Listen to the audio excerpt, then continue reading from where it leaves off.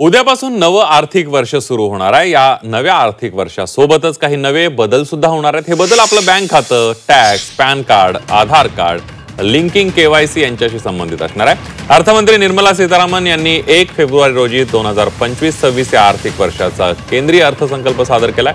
यावेळेला त्यांनी मध्यमवर्गीयांसाठी आयकरामध्ये मोठी सवलत तसंच अनेक बदलांची घोषणा केली होती। ती उद्यापासून लागू होणार आहे। आर्थिक नववर्ष म्हणजे उद्या 1 एप्रिल पासून काही महत्त्वाचे बदल होणार आहेत। ते कोणते आहेत त्यावर एक नजर टाकूया। आता 12 लाखांपर्यंतचं उत्पन्न टॅक्स फ्री होणार आहे। नव्या कर प्रणालीनुसार 12 लाख रुपयांचं वार्षिक उत्पन्न करमुक्त असणार आहे।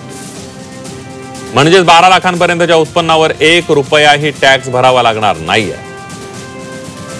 वापरात नसलेली यूपीआय आयडी बंद होणार आहे। गेल्या 12 महिन्यांपासून वापरात नसलेली यूपीआय आयडी बंद केली जातील। फसवणूक आणि घोटाळे रोखण्यासाठी नियमात बदल केला जाईल। लाभांशासाठी पॅन आधार लिंक करणं आवश्यक आहे।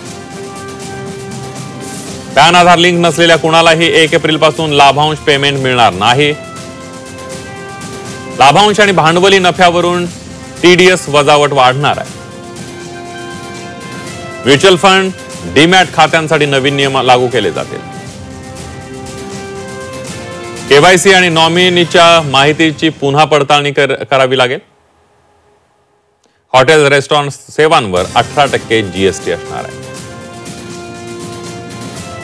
7,500 प्रतिदिवस दर आकारणाऱ्या हॉटेल्स आणि रेस्टॉरंट सेवांवर 18% जीएसटी लागू होणार आहे। 1 एप्रिल 2025 पासून खात्यात किमान शिल्लक राखणं आवश्यक आहे। खात्यात किमान रक्कम नसल्यास ग्राहकांना दंड भरावा लागेल।